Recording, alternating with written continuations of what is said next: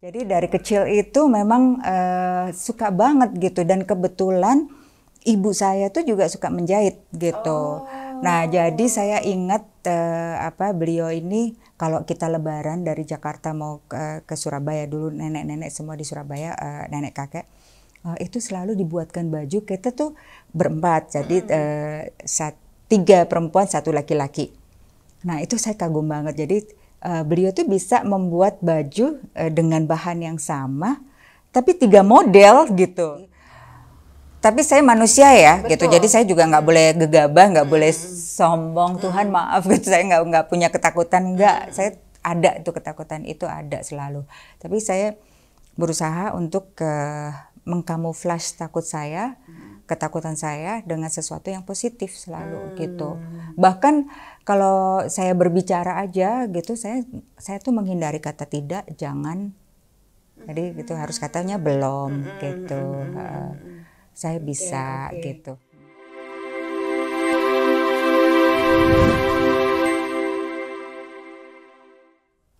Hi, welcome back di Faith Over Fear Podcast. Saya menyebutnya Fofcast bersama dengan Rachel Octavia, dan hari ini saya kedatangan tamu yang istimewa, senior saya, yang saya tuh beruntung, saya bisa bilang saya beruntung karena saya dikelilingi sama mentor-mentor senior-senior tuh yang ahli di bidangnya, dan ini tuh yang juga membuat saya kagum-kagum karena selalu adaptif sama keadaan.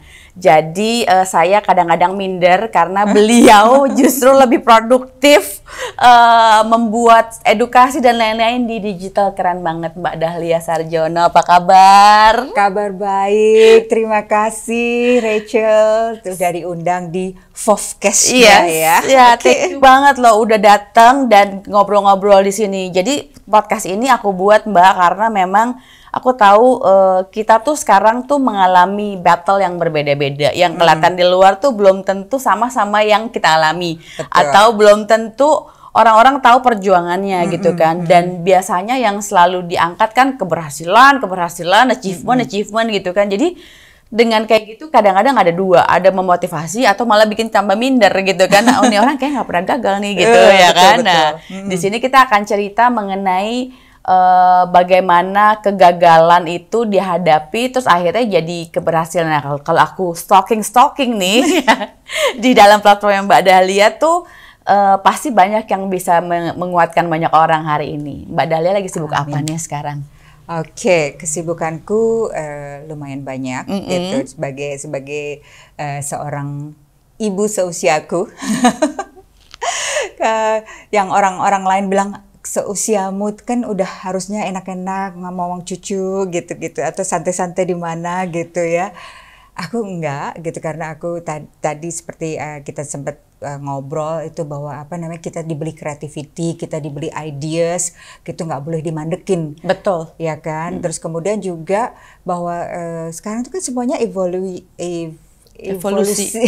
berevolusi ya gitu. Nah, jadi kita juga yang seperti tadi Rachel sampaikan bahwa kita adaptif dengan itu semua gitu. Nah, dari 2016 akhir saya dan partner saya Vita Darmawan mendirikan founding World Fashionpreneur Connect gitu. Nah, kita mengapa namanya jadi World Fashionpreneur Connect? Karena yang kita koneksikan itu bukan hanya fashionnya, tapi juga para fashionpreneur-nya gitu. Ya, pelakunya juga, sama dan bisnisnya juga, betul gitu. Jadi kita koneksikan ke apa? Nah, jadi di sini tuh kami ingin mengawal mereka. Jadi ini baik itu bisnis yang kecil, menengah, kemudian juga yang startup gitu. Terutama karena pada saat pandemi waktu itu semuanya kan akhirnya berkreasi ya gitu. Betul. Jadi banyak kreasi di situ. Nah, jadi kami mengawal mereka, nggak mereka aja, kami pun juga ya gitu. Jadi agar bisa cita-citanya sih agar bisa tidak saja produktif dan eksis di Indonesia tapi juga di mancanegara gitu. Nah, jadi kami juga bekerja sama dengan banyak pihak gitu yang bisa mengkoneksikan mereka ke sana gitu. Dan setuju Mbak, kayaknya kalau kayak gitu memang ini harus collective effort ya. Betul. Usaha bersama-sama untuk bisa sampai goal akhirnya ya. Iya, kita nggak sendiri kan. Kita semua masing-masing ada ahlinya ya. Seperti kita juga memiliki, kita juga punya dua orang bahkan konsultan yang berdomisili di Prancis gitu, di Paris, dan karena kita fashion ya gitu, jadi ada Muriel Piazet dan Muriel Piazet ini seorang Prancis gitu. Nah, kemudian juga ada yang orang Indonesia, Hari Bisma mungkin tahu ya. Nah, Hari Bisma yang juga mempunyai brand sendiri Transistor gitu. Nah, jadi itu kegiatan saya. Langsung ke Paris ya, karena barometernya barometer fashion masih Prancis ya. Jadi dari sejak awal berdirinya itu kami udah menghadirkan mereka ke Indonesia gitu. Terus kemudian pada saat pandemi kami melakukan exhibition tapi virtual gitu. Jadi virtual exhibition waktu itu dengan Pacific gitu. Jadi Pacific itu dengan New Zealand and the Pacific kayak gitu. Jadi tetap gitu kita kayak exhibition di Plaza Indonesia kemarin juga seperti itu. Tapi ada jadi lapaknya atau booth-nya itu secara virtual gitu waktu itu. Jadi makanya itu yang adaptasinya gitu ya. Nah, yang kesini yang untuk saya sendiri itu saya mendirikan Social Etiquette with Dahlia gitu. Di platform digital? Di platform digital. Dan itu juga terbit setelah saya punya waktu itu Dahlia's Chatroom. Dahlia Chatroom pada saat pandemi. Iya, karena harus chatnya di Instagram. Iya, dari yang mulai 1 jam aja sampai yang Instagram udah memperpanjang sampai 4 jam ya, boleh. Gitu. Sampai keterusan. Keasikan ngobrol Betul gitu. Keren banget. Jadi memang dari dulu tuh saya merasanya tidak ada yang bisa menghentikan Mbak Dahlia. Kita berhenti pandemi langsung itu belajar. Aku ingat banget semuanya waktu itu kita lagi belajar ya. Iya. Yang lain mungkin stop kesibukannya ini, tapi Mbak Dahlia terus berevolusi sampai sekarang bikin platform, dan itu menggunakan semua platform digital yang berbeda-beda ya Mbak. Betul gitu. Jadi saya ngelihat berbagai macam ini kok pendengarnya viewersnya seperti ini gitu. Kemudian karakter marketnya juga seperti ini gitu. Jadi kenapa enggak gitu ya. Jadi saya ada di Instagram, saya membuat Instagram akun, kemudian saya juga di TikTok dan di YouTube itu saya ada YouTube Shorts, dan saya juga yang berkolaborasi dengan satu teman itu di Etiku namanya gitu. Jadi yang itu lebih panjangan. Kalau yang ini makanya saya bedakan juga gitu. Yang satu short saja, yang ini yang panjang gitu. Wow. Tapi ya memang selalu ada benang merahnya, ya kan? Itu dari mulai fashion dan etiket. Betul. Ya kan? Karena memang Mbak Dahlia tuh secara kalau orang lihat pertama kali aja udah kayak oke, baik, selalu kayak gini ya, kayak nggak pernah nggak rapi, nggak pernah nggak ini gitu, karena memang itu kayak udah jadi bagian dari gaya hidup ya Mbak jadinya ya. Betul. Jadi harus kuncinya cuma 3 sih, itu yang 3P, Poise, Posture, Presence. Nanti kita korek lebih dalam ya kan. Tapi aku penasaran nih, Mbak Dahlia tuh masa kecilnya seperti apa dan sejak kapan jatuh cinta sama fashion sehingga bisa konsisten sampai sekarang nih Mbak? Oke, kalau sejak kapan tentang fashion itu kayaknya memang sejak kecil loh. Sejak kecil.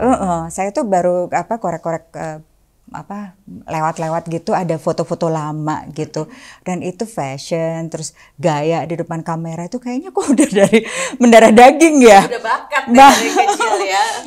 Gitu. Jadi kalau dari kecil memang saya dibawa oleh ayah saya dulu kan di pemerintahan ya gitu, jadi pindah-pindah gitu dari kecil aja tuh, dari lahir udah dipindah ke satu kota, dari Surabaya ke Waru ke Bukit Tinggi terus ke Jakarta lagi, terus ke Semarang. Nah kemudian habis itu ke Jakarta, baru itu habis itu my life habis itu, jadi saya yang kemana-mana gitu ya. Nah tapi tadi kan back to the question yang saya kecil ya. Jadi dari kecil itu memang suka banget gitu, dan kebetulan ibu saya tuh juga suka menjahit gitu. Nah, jadi saya ingat beliau ini kalau kita lebaran dari Jakarta mau ke Surabaya dulu, nenek-nenek semua di Surabaya, nenek kakek, itu selalu dibuatkan baju. Kita tuh berempat, jadi 3 perempuan 1 laki-laki. Nah, itu saya kagum banget. Jadi beliau tuh bisa membuat baju dengan bahan yang sama, tapi 3 model gitu. Nah, saya modelnya beda-beda tuh ya. Modelnya beda-beda. Terus sudah gitu juga dari waktu yang saya kecil pun juga sudah beliau yang menjahit.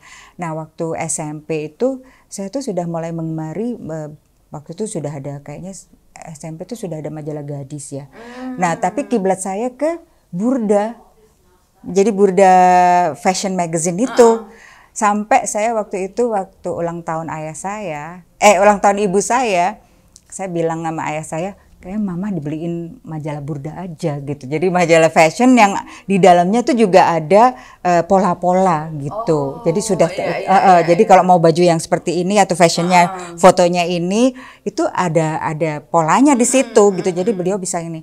Padahal tuh sebetulnya aku yang pengen. Iya. Aku baru mau begini kayaknya udah balik pasti ya kan.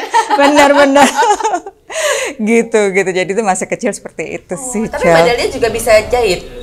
Aku pernah belajar, jadi waktu aku di sekolah lagi, kuliah lagi di Brussels, aku ambil fashion juga gitu. Jadi aku ambil fashion designing, tapi terus akhirnya aku lebih tertarik ke fashion visual merchandising gitu. Jadi yang untuk majang-majang gitu, styling di mannequin kayak gitu-gitu tuh. Suka iya gitu. Karena ternyata kan kalau kita deep dive into the fashion world itu kan bener-bener ekosistem ya Mbak. Iya, nggak bisa sendiri. Si desainernya aja, tapi juga gimana mempresentasikan karyanya tersebut kan. Ntar ada model, ada styling ya kan. Betul. Ada segala macam gitu, sampai ke jahitan-jahitannya, belakangnya aksesoris, ya kan, benar-benar pelengkap dan lain-lain. Jadi itu nggak cuman nggak ada kesuksesan yang cuman sendiri gitu ya, nggak ada yang cuman one man show gitu, nggak gitu ya gitu. Mungkin yang kelihatan adalah misalnya di si desainernya, tapi sebetulnya desainernya tuh punya fashion house yang punya penjahit-penjahit ya kan, yang punya ini gitu. Jadi itu semuanya memang teamwork. Tapi aku jadi tahu sekarang dari mana Mbak Dahlia bisa begitu adaptif, karena dari dulu udah dibawa pindah-pindah dan selalu harus beradaptasi ternyata ya itu ya. Sepertinya itu ya Celia. Benar. Jadi cerita pindah-pindah begitu. Jadi mau nggak mau kan harus kayak, bagi seorang anak kecil terutama ya, pada saat itu kan pasti masih kecil juga kan, pindah-pindah tuh kan harus kayak teman baru lagi ya kan. Tapi jadi karena udah biasa, jadi survivor mode-nya jadi ini ya. Betul. Jadi bahkan yang jadi waktu SMA aja itu, karena saya udah bercita-cita pengen ke Perancis gitu, jadi saya ambil bahasa asing keduanya itu bahasa Perancis gitu. Oh gitu, udah belajar dari itu tuh. Iya, udah tahu ya maunya apa ya. Terus sampai akhirnya keterima di sastra Perancis di UI gitu. Terus Nah itu sih sebetulnya yang saya kayaknya juga kagum, bukan kayaknya sih, saya kagum banget karena udah tahu mau apa. Karena waktu aku ingat banget waktu aku lulus kuliah tuh, aku tuh sebetulnya rada bingung, tapi udah ada hint mau kemana gitu ya. Tapi dulu kan orang tua aku bilang ekonomi aja, karena yang keren ekonomi waktu itu ya kan gitu. Jadi kayak waktu masuk ekonomi aja aku masih nanya, bagusan mana ya? Manajemen sama akuntansi. Terus orang-orang bilang akuntansi, terus aku masuk akuntansi, terus aku merasa kayak ini jebakan Batman gitu. Karena belum terlalu firm gitu kan kayaknya kan. Sedangkan kalau Mbak Dahlia udah tahu aku maunya ini gitu ya. Itu kemarin aku baru denger salju. Salah jurusan. Betul. Walaupun ya akhirnya berguna juga. Sekarang setiap bikin bisnis plan aku jadi tahu gitu kan. Cara berpikirnya tahu, at the end of the day berguna. Cuman kayaknya kalau ditanya orang, oh dulu sekolahnya apa? Akuntansi, pasti semua orang ketawa lah dengan pekerjaan aku sekarang gitu kan. Iya, tapi nggak apa-apa, kan bisa menghitung. Jadi ini bikin podcast begini berapa kebutuhannya ya kan. Iya betul. Nah tapi Mbak Dahlia tapi kan dari dulu udah tahu nih ya roadmapnya mau kemana gitu. Sesuai nggak Mbak? Pada kenyataannya sesuai nggak dengan apa yang Mbak cita-citakan? Sesuai dan disesuaikan. adaptif lagi-lagi ya. Betul, begitu. Jadi memang ya benar itu. Jadi memang karena saya udah tahu ini dan kok keterima juga di sastra Perancis itu, dan nah sama itu dengan Rachel, dan waktu di sastra Perancis saya tuh saya suka bahasanya gitu, saya suka bahasanya dan saya suka kesusastraannya gitu. Tapi di sana kan belajarnya macam-macam ya, belajar semua yang untuk ke bahasanya tersebut gitu. Nah, akhirnya perjalanannya makin panjang nih Rachel gitu. Jadi dari sastra Prancis itu terus saya sempet kuliah sambil kerja. Sorenya saya udah bekerja di hotel. Waktu itu salah satu hotel bintang 5 di Jakarta gitu ya. No wonder, orang hospitality juga. Hospitality, ya kan? Dan itu juga aku suka dari dulu gitu. Jadi aku tuh suka ngobrol dengan orang, ketemu orang, dan jadi juga kan kadang-kadang kalau waktu dulu saya ngajar di PR gitu kan student tuh suka nanya, suka bilang gitu, karena saya tuh suka ketemu banyak orang gitu, saya pengen ini.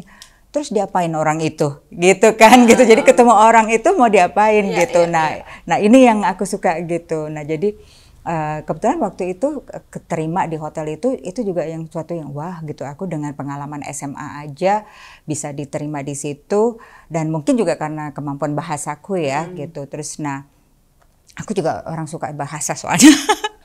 Terus jadi pulang kuliah terus yang kerja itu, dan itu kita menjadi yang karyawan staff yang building team ya, jadi yang building team gitu, yang jadi yang baru pertama-tama sampai saya nginget itu hotelnya by the way boleh disebut nggak? Boleh. Oke, Mandarin Hotel gitu. Itu salah satu yang keren banget di masanya itu kan. Betul. Sampai sekarang sih. Iya, dan itu tahun akhir 7 bulan loh gitu. Dirimu belum lahir ya? Iya. Dan itu kita training itu di kerikil-kerikil masih, karena kita belum bisa masuk gitu. Jadi di luar, di mana-mana gitu. Dan itu benar-benar pengalaman, dan yang akhirnya juga membawa saya ke Hong Kong. Jadi flight attendant di Cathay Pacific. Oh wow, aku baru tahu ini loh Mbak. Masa? Oke. Gitu. Jadi akhirnya waktu itu kuliahnya stop dulu gitu, terus saya ke Hong Kong. Flying kan gitu deh. Gimana Mbak jadi flight attendant? Menyenangkan banget ya itu. That's one of the best job that I ever had gitu. Jadi yang beneran deh gitu teman-teman. Kalau jangan di stop kalau pengen itu, karena imagine anak umur 20 tahun bisa keliling dunia gitu dengan setiap station atau setiap kita ke negara mana itu kita tinggal di satu hotel di hotel bintang 5. Betul, gitu. Fasilitasnya keren banget. Ya kan, keliling dunia, ketemu orang lagi ya, kesukaannya banget. Iya, God, gitu. Dream come true banget. Dream come true banget, dan yang all the brands you name it gitu. Jadi dulu tuh kita beli pegangannya tuh katalog, teman-teman. Main-main saya. Katalog brand ini, katalog brand ini, katalog brand itu, sampai akhirnya ada company merestriksi kita gitu. Jadi dibeliin lah semua itu kopernya, tasnya. Biasanya kan kita seragamnya itu kan hanya yang koper besar dan handbag ya, handbag, koper besar dan coat hanger gitu ya, coat hanger. Jadi kita nggak lunjut kalau jadi coat hanger kan memang selalu kalau kita ke negara yang bercuaca dingin gitu. Nah itu gitu. Nah jadi seneng banget kan ya gitu. Terus dan pertama kali terbang aja itu udah stationnya di Hong Kong kan gitu. Jadi udah tuh jadi belajar bahasa Hokkien juga gitu-gitu kan. Terus terbang pertama tuh aku masih ingat ke Osaka gitu. Nah itu pertama kali aku mengenal Robatayaki ya gitu. Itu dari tahun itu tuh. Ya, jadi nggak main-main, belajarnya nggak dari buku, langsung ya kan, langsung iya, on the spot ya. Dan pada saat itu kan maksudnya akses itu juga bukan sesuatu yang mudah ya. Maksudnya kalau sekarang kan kayak semua bisa diakses internet apa segala macam gitu. Tapi kalau zaman dulu kan kalau mau itu kita lihatnya paling dari buku, dari televisi. Ya, kalau Mbak Dahlia punya kesempatan untuk langsung ke sana, dan kalau orang yang suka belajar tuh Iya. Seru banget ya pasti. Berapa tahun tuh Mbak jadi flight attendant waktu itu? Nggak lama.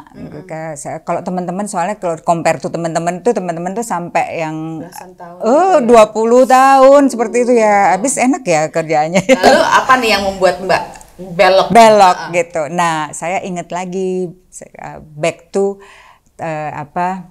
hutang saya. Hutang dan cita-cita saya gitu kan. Kepada diri sendiri ya? Kepada diri sendiri dan juga kepada orang tua. Karena saya kan anak pertama ya, jadi anak pertama. Nggak usah dicontohin sih, karena adik-adik juga udah pintar-pintar ya. Jadi saya bukan untuk mencontohi adik-adik, tapi untuk mencari diri sendiri saja gitu. Dan kan waktu itu ayah saya juga yang bangga gitu ya, udah diterima di UI kan. Pada saat itu bayangin, pada saat itu tuh masih ada Skalu aja kan gitu, jadi baru 5 universitas nasional aja gitu, dan saya keterima gitu. Kok saya nggak lanjutin gitu. Terus saya juga berpikir bahwa nantinya tuh kalau dari terbang-terbang aja, of course gitu, saya punya banyak pengalaman. Saya banyak dan uangnya juga banyak kan? Banyak tapi habis terus. Hedon soalnya kan? Anak umur 20-an baru megang uang segitu banyak langsung bang dicari lagi betul gitu. Kalau ambil cuti aja juga kan langsung kemana aja, langsung udah itinerary itu. Kalau dulu udah ada, belanjanya nggak main-main, bukan di Plaza Indonesia, langsung ke Hong Kong, langsung ke Paris. Dan ini nggak bisa ini saya mau bilang, kalau zaman itu saya udah udah ada sosial media kayak sekarang. Ini barangkali aku udah flexing bukan flexing, podcast ini vlog iya, vlog gitu. Jadi travel influencer ya malah. Iya, kalau zaman itu rasanya nggak perlu di flexing karena semua pakai itu gitu, ya kan gitu. Mulai congkak ya kan. Congkak. Bukan saya, karena waktu itu kan kurs juga masih murah ya. Betul, masih daya beli masih ada gitu loh. Jadi masih. Tapi yang orang-orang iri tuh pasti kesempatannya Mbak. Iya ya kan gitu, bisa terbang-terbang dengan enak gitu kan. Karena kan biar bagaimanapun flight attendant itu punya facility yang berbeda. Iya, betul gitu. Dan belok ya abis itu. Beloknya tuh saya kembali ke kodrat gitu kan, kita harus menyelesaikan sekolah dulu. Kembali ke bangku sekolah dan saya ke Brussels, ke Belgia gitu. Jadi di Belgia dengan berbekal saya berbahasa Prancis yang sudah ada gitu, saya mulailah berbagai macam kuliah gitu, karena saya nggak cuma kuliah di satu tempat gitu. Jadi karena ya seperti yang Rachel ketahui, saya sukanya banyak kan. Apa aja dikuliahin deh waktu itu gitu. Suka belajar memang ya. Iya, suka belajar. Lalu begitu masuk ke dalam lulus masuk ke dalam dunia pekerjaan yang sebenarnya tuh sesuai nggak Mbak dengan apa yang Mbak cita-citakan? Sesuai sih, yang kayak tadi tuh sebelum lulus aja kan bahkan saya udah kerja ya gitu, terus udah dua pekerjaan kan gitu. Terus kemudian waktu di Brussels pun saya akhirnya sambil kuliah sambil kerja juga gitu. Dan tetap di situ saya tidak melenceng jauh karena tetap di hospitality, karena saya sempat kerja di kedutaan. Di kedutaan, dan saya juga sempat, kalau believe it or not, jadi di kedutaan kita tuh punya satu galeri, ada satu galeri, bukan punyanya sih. Jadi satu galeri yang dipersilahkan untuk negara-negara yang sedang berkembang untuk mengisi. Nah, salah satunya itu Indonesia gitu. Nah, salah satunya Indonesia. Nah, waktu itu saya dipercayakan oleh bapak-bapak kedutaan untuk saya sebagai pengelolanya gitu. Nah, jadi udah ada, jadi kayaknya jiwa bikin event, jiwa bikin seperti ini, display ini sudah ada di situ gitu. Jadi yang sayangnya memang ya zaman itu agak susah ya gitu untuk lama gitu loh, jadi harus melalui email dulu gitu. Jadi emailnya itu harus melalui diplomatik dulu, diplomatic pouch, dari diplomatic pouch itu dibawa ke Deplu dulu di Jakarta baru ke Departemen Perdagangan gitu, panjang. Iya. Jadi orang yang mau orang yang minta kerupuk aja bisa lama gitu. Iya. No wonder ya, maksudnya kayak buat yang negara maju tuh lebih cepat karena mungkin birokrasinya lebih pendek ya Mbak. Iya. Yang berkembang tuh karena izin dan lain-lain ya. Betul. Tapi juga di situ ya terus sesuai terus dan namanya juga kita kalau di luar itu dan apalagi kerja di kedutaan kita tuh bisa harus menjadi apa ya man for all lah gitu ya. Jadi apa ya?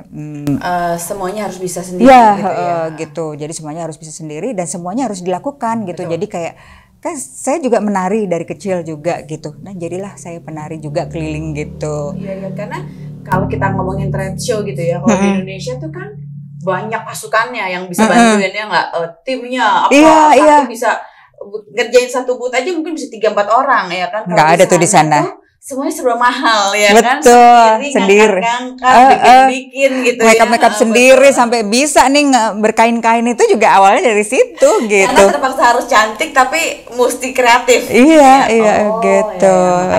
Tapi benar lagi-lagi kalau yang aku lihat adalah Mbak Dahlia sangat adaptif karena memang keadaannya selalu berhadapan sama keadaan yang memaksa untuk adaptif ya. Betul. Jadi harus biasa kalau kepepet kan selalu muncul ide-ide yang cemerlang ya Mbak ya. Betul. Oke, terus kalau nggak salah Mbak Dahlia tuh juga pernah kerja di majalah ya Mbak ya? Pernah di majalah fashion gitu ya? Iya betul gitu. Jadi saya kebetulan tidak bekerja menjadi secara langsung, tapi saya sebagai konsultan ya untuk business development consultant waktu itu diminta oleh salah satu publisher untuk membawa majalah-majalah asing, membawa brand-brand majalah asing perempuan fashion ke Indonesia gitu. Nah jadi termasuk waktu itu saya menjadi konsultan membantu untuk business development itu dan saya yang menghubungkan ke CEO dari brand-brand fashion tersebut. Berarti memang udah bener-bener tuh ya kalau di benang merahnya udah di luar negeri lama akhirnya pulang bener-bener jadi lagi connecting people ya. Iya bener connecting people ya. Kayak Nokia dong. Connect kan ya kan karena bener yang kita lack itu adalah akses. Betul, ya kan? Maksudnya kan kayak koneksi ke sana ke sini yang mungkin itu adalah jadi kayak kekayaan yang Mbak Dahlia punya ya kan? Network yang itu. Iya dan apa namanya ya saya juga berterima kasih walaupun akhirnya majalah-majalah tersebut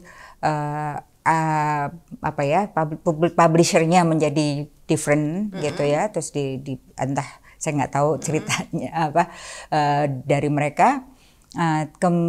Tapi saya satu hal di sana, jadi saya mendapatkan pengalaman juga untuk mengejar. Jadi saya juga amazed gitu bahwa saya bisa berkontak langsung dengan CEO dari majalah tersebut gitu.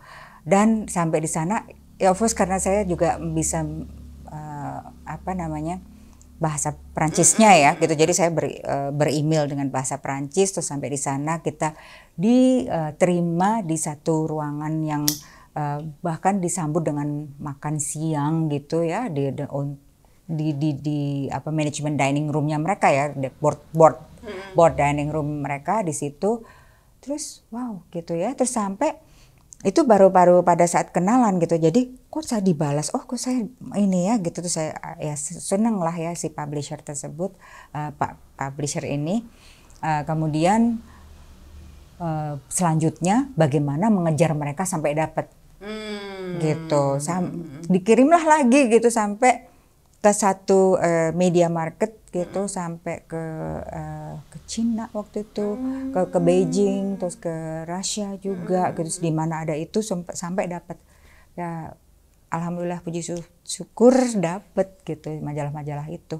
Itu memang kalau lagi-lagi saya lihatnya adalah beruntung sekali karena bisa keliling dunia sesuai dengan passion ya. Ya betul, iya kan, betul. Gitu kan? Kan selalu lingkupnya di kreatif industri nih, ya kan, sama hospitality. Iya. Nah dari dulu udah tahu maunya di situ, berkecimpungnya di situ, mestakung kalau bahasanya sekarang. Iya, ya kan? semesta mendukung. Ya kan? Semua fall into places gitu, terus sampai saat ini menurut saya Mbak Dahlia konsisten untuk buat ini semuanya. Terima kasih loh untuk perhatiannya. Sudah memperhatikan. Iya loh, konsisten sampai dengan saat ini. Nah, pertanyaannya, apakah Mbak Dahlia pernah mengalami kegagalan? menghadapi. Adalah gitu ya, nggak ada yang nggak gagal. Thomas Alva Edison aja kan berapa ribuan kali tuh? 10.000 ya, 10.000 kali, dan beliau mengatakan saya nggak gagal, tapi saya hanya menemukan 10.000 cara untuk membuat saya, iya gitu. Nah seperti juga ini saya ya gitu. Jadi saya pikir oke, kalau saya gagal di sini berarti memang saya harus melewati itu gitu ya. Ada banyak yang ini kegagalan apa nih? Apa aja? yang paling kayaknya hidup enggak ya? Jangan di sini ya. Itu nanti podcast yang lain ya. Iya kan? Sama kayak Mas Dean nih. Oh iya. Tapi kan maksudnya kayak gagal itu kan bagian dari perjalanan kan. Betul. Nah, biasanya gagal itu karena sekali gagal tuh efeknya banyak, trauma, takut yang berkepanjangan gitu kan. Tapi kan kalau aku lihat Mbak Dahlia tuh resilient orangnya kan, gagal bangkit lagi. Apa yang bikin Mbak Dahlia tuh sampai sekarang tuh masih bergerak? Pertama dua anakku itu my biggest my biggest reason of existing, my existence gitu ya, biggest reason of my existence itu dua itu. Jadi ya gitu, jadi ya dan ya of course untuk diriku ya, kita kan juga harus jadi sebelum kita mencintai orang lain kita harus mencintai diri sendiri dulu kan. Nah itu gitu, jadi yang selalu saya tuh suka selalu bertanya kepada diri sendiri tuh, Dahlia gitu, apa sih kamu yang belum kamu capai, tuh apa kamu yang mau gitu. Terus jadi kayak dulu waktu kecil pun juga selalu gitu, kalau misalnya saya mau tidur pun gitu saya juga sebut diri saya gitu Lia gitu. Jadi saya selalu berterima kasih. Afirmasi tuh ya. Iya, kayak afirmasi ya gitu. Jadi saya berterima kasih sama diri saya sendiri bahwa hari ini saya udah oke gitu ya. Walaupun misalnya oke, tadi tuh belum beres gitu, tapi aku terima kasih loh gitu, karena hari ini tuh tadi aku nggak ngegeblak gitu misalnya ya gitu, terus aku bisa kayak gini gitu, aku bisa ngomong enak gitu, lancar gitu. Nah itu aku terima kasihin gitu. Jadi ya kegagalan sih kayaknya almost every day ada sesuatu yang mungkin nggak sesuai. Tapi ya again itu tadi gitu ya, nggak sesuai dengan apa yang kita mau. Tapi ya kita nggak bisa bilang itu karena kita nggak boleh fear over faith ya. Jadi gitu, my faith with yang saya bisa kok gitu. Jadi sesuai dengan my ending di setiap ini saya real saya gitu kan, bisa pasti gitu kan. Iya. Memang kita sendiri yang harus menyemangati diri sendiri ya Mbak ya. Maksudnya kayak sering banget kita tuh kayak put ourselves tuh lebih rendah, atau tuh dengerin ke surrounding yang lebih berisik tuh dibandingin diri kita sendiri. Iya. Nah kalau aku perhatiin tuh sejak COVID tuh semuanya kan kayak mental health issue nih, jadi kayak awarenessnya semakin tinggi gitu ya. Terus jadi orang jadi semakin sadar, oh ternyata saya tuh mengalami begini gitu ya. Nah ketika Mbak Dahlia mengalami kegagalan kan biasanya identik sama takut ya. Itu caranya Mbak Dahlia untuk overcome takut tuh gimana Mbak biasanya Mbak? Oke, saya sebelum ketakutan itu datang, saya sudah overcome dulu gitu. Ya, karena orangnya suka planning. Iya, jadi ada plan A, plan B, plan C gitu. Iya, gitu. Jadi saya nggak boleh takut gitu. Jadi tapi saya manusia ya. Betul. Gitu, jadi saya juga nggak boleh gegabah, nggak boleh sombong. Tuhan maaf gitu, saya nggak punya ketakutan, nggak. Saya ada itu ketakutan, itu ada selalu. Tapi saya berusaha untuk mengkamuflase ketakutan saya dengan sesuatu yang positif selalu gitu. Bahkan kalau saya berbicara aja gitu, saya tuh menghindari kata tidak, jangan. Jadi gitu, harus katanya belum gitu. Saya bisa gitu. Karena itu adalah bagian dari unconscious kita ya. Iya. Yang akan mengarahkan kita kepada tujuan akhir sebetulnya ya. Betul, yang orang-orang suka nggak sadari ya. Gitu. Keren banget sih. Terus juga nggak mudah berhenti, ya kan? Iya gitu. Tidak berhenti. Kalau dari balik lagi ke konten yang tadi sekarang Mbak Dahlia lagi kerjakan ya, etiku ya kan, terus social etiquette, karena Mbak Dahlia tuh ngajarinnya sampai megang cangkir tuh seperti apa ya kan, ngaduk kopi itu kayak apa tuh diajarin gitu ya, karena memang ketika kita menghadapi dunia gitu ya, kita ngomongnya sekarang apa namanya udah nggak ada batas ya. Kadang-kadang itu yang hal kecil gitu yang bikin kita kagok ya Mbak ya. Iya, ternyata oh ini mesti begini-begini. Nah, itu tuh kan di awal-awal pasti nggak ada hasilnya ya Mbak. Maksudnya apakah sekarang juga sudah berhasil gitu. Tapi what's keep you going sampai sekarang? Kenapa? Oke, saya saya berpikirnya gini. Jadi saya sharing itu because I just wanna share gitu ya. Jadi saya mau share ini karena ini pengetahuan yang saya punya, pengetahuan dan pengalaman dan saya melihat juga kalau orang kalau di suasana ini dengan mereka tidak melakukan etiket ini akan terlihat begini gitu kan, janggal gitu ya. Ya memang gitu. Jadi pada akhirnya bahkan ada beberapa yang lain yang juga membuat konten yang sama. Waktu itu Mbak Dahlia gitu, aku suka deh konten-kontenmu gitu, dan aku cek kamu ternyata udah banyak ya video-videonya gitu. Itu tuh beliau ini baru akan mulai gitu. Sekarang beliau ngelewatin saya gitu. Nah buat saya nggak ini gitu, nggak sedih atau dia ngelewatin nih gitu. Nggak berasa kayak kalah gitu nggak ya? Enggak gitu ya. Ya of course saya meneliti juga gitu. Jadi saya meneliti, saya melihat gitu, mengevaluasi apa sih gitu dia bicara apa gitu. But then again kan saya punya ciri sendiri juga gitu ya. Jadi saya tidak mau meniru gitu. Jadi following boleh tapi nggak meniru. Betul. Gitu. Meniru terus boleh juga, tapi kita juga menginovasi atau kita menambahkan ciri kita sendiri itu apa gitu. Nah itu, jadi terus pada akhirnya memang saya yang keep me going karena masih banyak hal-hal yang berhubungan dengan etiket dan budaya, karena in the end tuh etiket itu juga budaya ya. Betul. Budaya, identitas ya. Betul. Budaya yang bisa dibudayakan gitu loh. Jadi kayak kalau kita dari kecil misalnya makan bersama orang tua gitu kan. Kalau mungkin sekarang udah jarang ya gitu yang bisa makan bareng di rumah gitu, karena semuanya udah pada punya kesibukan lain-lain. Nah, itu. Nah. gitu kan gitu. Jadi kalau dari zaman kecil kan kita suka bilang kalau makan nggak boleh kecap-kecap gitu ya kan. Terus kalau megang sendok jangan digenggam gitu atau kan jangan kelontangan gitu ya.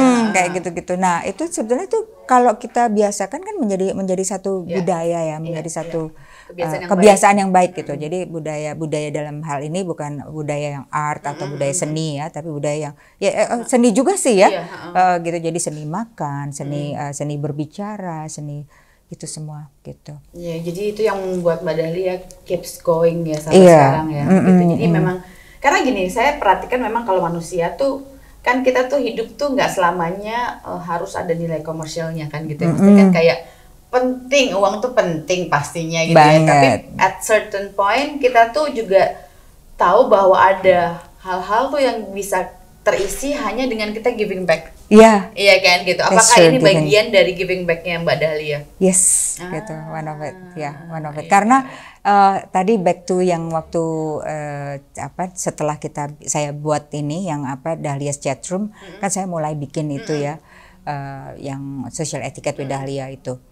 Nah, tiba-tiba itu dari satu, jadi saya pas lagi di Bali gitu berdua sama anak saya, kita melarikan dari Jakarta ya. Jadi dari Desember ke Januari tiba-tiba buf gitu, dari yang hanya 4.000 gitu kok tiba-tiba kok sampai 12.000 gitu kan. Terus saya langsung berdoa gitu, Tuhan mau apa dari saya gitu. Tuhan mau saya, bukan Tuhan mau apa dari saya, Tuhan yang menciptakan saya ya. Tuhan mau saya itu berbuat apa gitu. Nah dari situ bahkan sampai sebelum saya ngupload aja nih, saya selalu berdoa gitu. Saya selalu berdoa bahwa ini nanti memberi dampak apa gitu. Gitu. Mbak, apa bedanya Mbak Dahlia yang sekarang di 2024 sama Mbak Dahlia 10 tahun yang lalu?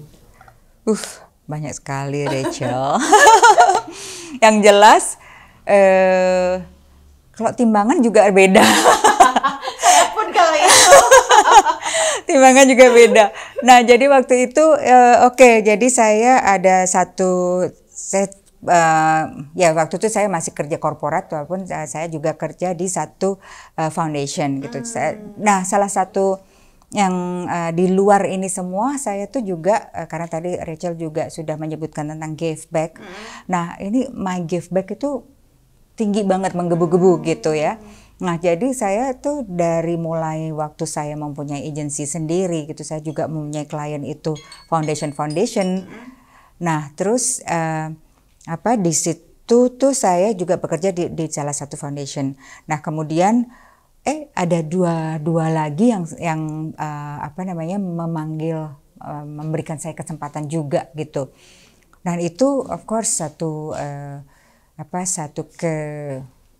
kealhamdulillahan ya, kesyukuran ya yang harus saya syukurin banget, walaupun saya itu justru yang baik gitu karena saya mendapatkan kesempatan untuk menjadi konsultan untuk bidang yang sama gitu di dua perusahaan yang berbeda. Dan itu juga suatu blessing juga gitu bahwa saya bisa bekerja yang di sini 3 hari, yang di situ 2 hari gitu. Enak dong ya, jadi bisa ini ya. Maksudnya kalau saya tuh lihatnya ketemu orang lebih banyak. Iya, jadinya ya. Ketemu orang lebih banyak dan ininya juga beda, korporasinya beda. Jadi yang satu itu retail dan yang satunya lagi itu kemarin tentang air gitu. Nah, jadi saya ketemu banyak orang gitu dari mulai yang benar-benar yang di underprivileged gitu sampai ke yang yang di atas ya, yang pemangku kepentingan segala macam itu gitu. Nah, itu 10 tahun yang lalu tuh itu terus akhirnya dan pas kebetulan kalau 10 tahun itu pas yang pertama anak saya masuk kuliah gitu ya. Terus nah yang tahun berikutnya adiknya gitu karena cuma setahun. Iya, cuma beda 17 bulan sih gitu. Gitu. Nah, produktif ya gitu ya, sama nih kayak aku. Itu sih puji syukur lagi gitu karena waktu itu saya juga sudah lumayan berumur, udah hampir 40, langsung diberi 2 bayi-bayi ini yang my lovely kids gitu. Dan ya akhirnya saya juga harus ini dong ya gitu. Jadi wah apa nih gitu. Jadi yang that's keep me going tadi ya gitu. Jadi di saat itu iya itu jadi saya terus sampai saya bertemu dengan Yayasan Kanker Anak Indonesia juga gitu. Yayasan Kanker Anak Indonesia, terus kemudian di 2017 itu saya juga diminta di Departemen Kementerian Kebudayaan dan Pendidikan waktu ada satu program namanya Europalia. Jadi Europalia ini membawa isi kebudayaan Indonesia. Jadi ada 400 seniman gitu. Jadi seniman tari, musik, komik bahkan itu semuanya itu ke Eropa. Nah, jadi ini ada salah satu teman yang kebetulan ya ingat saya pernah di Belgia dan ini kebetulan di sana gitu. Nah, jadilah gitu saya jadi lagi kayak tour operatornya gitu. Saya kebetulan selalu di bidang PR juga gitu, komunikasi gitu. Nah, itu gitu. Jadi itu satu satu kebetulan yang berharga gitu ya. Sepertinya tadi ya semesta mendukung ya, bukan kebetulan gitu. Nah, jadi tadi bedanya kalau dulu saya belum tahu apa itu algoritma, kalau sekarang semuanya berarti sekarang makin pintar. Iya kan? Makin pintar. Makin pintar. Kalau dulu berkaryanya banyakkan offline ini segala macam, sekarang ternyata digital efektif juga gitu ya. Efektif Mbak, juga dan itu bisa dikombin gitu. Jadi digital dan offline ya gitu. Cita-cita yang belum kesampaian Mbak, atau 10 tahun lagi mau jadi Dahlia yang seperti apa?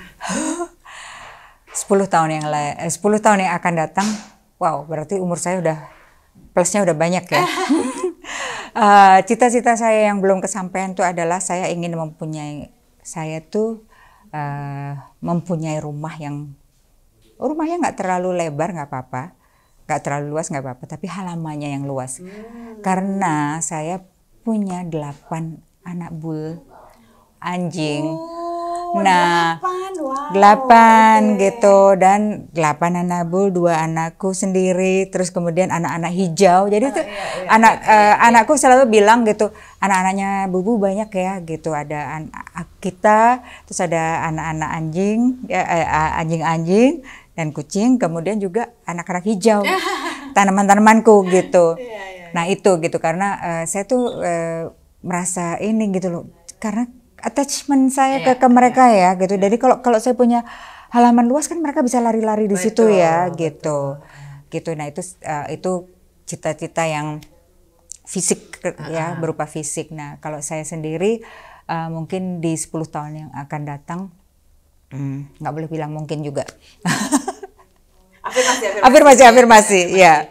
10 tahun yang akan datang saya bisa sudah merealisasikan semua yang saya transfer gitu ya. Jadi tadi pesan-pesan, jadi pesan-pesan, ilmu-ilmu gitu yang saya sudah ada gitu, dan itu bisa saya akumulasikan, ataupun yang saya belum dapat itu saya bisa dapat, serap, dan apa yang bisa saya bagi lagi. Nah itu semoga bisa terbagikan semuanya dengan baik. Dan itu saya nggak tahu nanti itu di 10 tahun yang akan datang tuh YouTube seperti apa ya. Mungkin ada platform-platform baru ya mungkin kan? Gitu. Nah itu semoga itu bisa ada di sana semua. Jadi yang akan mendengarkan, yang akan menyerap, yang akan menerima manfaatnya itu menjadi lebih banyak lagi.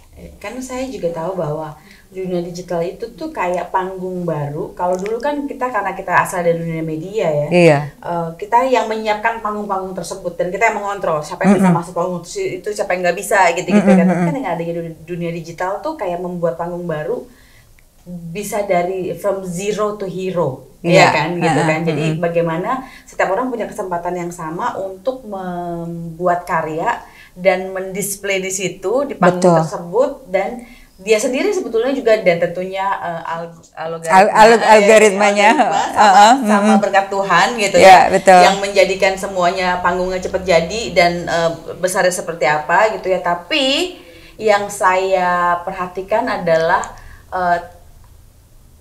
kemampuan untuk tidak mudah menyerah. Nah, last questions adalah apa pesannya Mbak Dahlia terhadap pendengar kita nih, ya kan, yang mungkin range umurnya mungkin juga panjang, dari yang muda sampai yang tidak muda lagi gitu ya. Tapi untuk mereka tuh keep going seperti Mbak Dahlia yang tidak berhenti gitu. Pesan-pesannya. Oke. Pesan saya, the moment is now. Itu aja gitu, karena kalau kita maunya ini, maunya itu. Tapi kalau kita nggak gerak, momen itu kan nggak ada, moment is the only thing yang nggak bisa di stop. Nah gitu. Jadi ya kalau kita nunggu, jadi kayak yang pagi bangun aja, ntar dulu deh gitu. Nah itu udah kehilangan satu momen kan gitu. Jadi itu, jadi mau keep going, mau keep whatever you wanna do gitu, terus mau ideasnya mau berkembang seperti apa, ya itu jangan menyia-nyiakan waktu, karena semua akan bisa terjadi dengan waktu yang kita hargai. Gitu. Wah, thank you banget Mbak Dahlia, terima kasih sama-sama. Banget. Ya, jadi di hari ini kita belajar kalau ternyata ketakutan itu adalah bagian dari hidup, dijalani, dihadapi, tapi pasti ada. Kalau kita udah tahu nih ya, kita udah punya kompas mau kemana tuh, pintu-pintu tuh akan terbuka ya, Mas Takung. Jadi universe tuh mendengar, Tuhan juga mendengar gitu ya. Jadi bisa dibukakan pintu asal kita bisa mau keep going. Kegagalan tuh bagian dari perjalanan, ya kan? Gitu. Takut juga bagian dari perjalanan hidup. Tapi buktinya sampai sekarang tuh toh semuanya baik-baik aja, dan juga maksudnya kan kayak contohnya Mbak Dahlia itu, bahkan ya kalau saya lihat itu nggak nyampe 10 tahun lalu sih, dari pandemi sampai sekarang tuh wow, keren banget. Dan umur tuh bukan penghalang sama sekali gitu. Berapa banyak orang yang usianya lebih muda tapi tidak bisa seproduktif Mbak Dahlia gitu ya. Itu bisa jadi, dan terus berkarya. Dan kalau aku lihat benang merahnya selalu sama. Iya kan, benang merahnya selalu sama, selalu di Thank kreatif you, industry, selalu menginspirasi, selalu fashion, etika gitu ya. Jadi aku berdoa, aku berharap semuanya sesuai dengan keinginan Mbak Dahlia. Dan Amin, terima sebentar lagi kasih. punya rumah yang Dengan halaman luas tadi ya. Diajak anak hijau, anak Bulu. sama anak manusianya. Itu juga happy semuanya undang ke rumah barunya. Iya, amin. Nanti apa kalau housewarming ya. Iya kan? Satu lagi juga Rachel, acceptance. Nah, juga dari selain the moment is now itu acceptance. Kadang-kadang orang lupa ya, kita nggak mau accept, mau lihat sebelah lebih hijau, gitu-gitu ya. Karena sosial media itu membuat kita gitu ya, bener loh. Karena sosial media yang di luar kepentingan kita itu bisa membuat kita jadi kayak pengen lagi ya. Itu atau nggak mau terima. Nggak terima gitu. Betul. Kok dia udah di sini gue belum, kok dia diundang aku enggak gitu. Betul. Loh kayak gitu. Kok dia ada di sana aku enggak gitu loh itu kan. Jadi itu yang benar-benar kayak wow, oke, itu bagian dari ini tapi dan age. Nah, benar. Ya, umur. Jadi acceptance itu jadi penting ya. Iya, benar. Karena barometer kita tuh tiap orang tuh juga nggak sama kok. Betul. Ya kan? Maksudnya semuanya udah ada ini garis-garisnya. Betul. Yang penting juga sekarang berkolaborasi. Tadi Mbak Dahlia bilang kalau Mbak Dahlia selalu menggebu-gebu untuk giving back. Aku giving back melalui program ini supaya orang bisa tahu bahwa ya semuanya kelihatannya keren-keren, selalu berhasil, tapi nggak juga, ada ceritanya kok gitu. Ada perjalanannya. Gitu, tapi ya adaptif karena memang dari kecil udah harus adaptif. Fighting ya.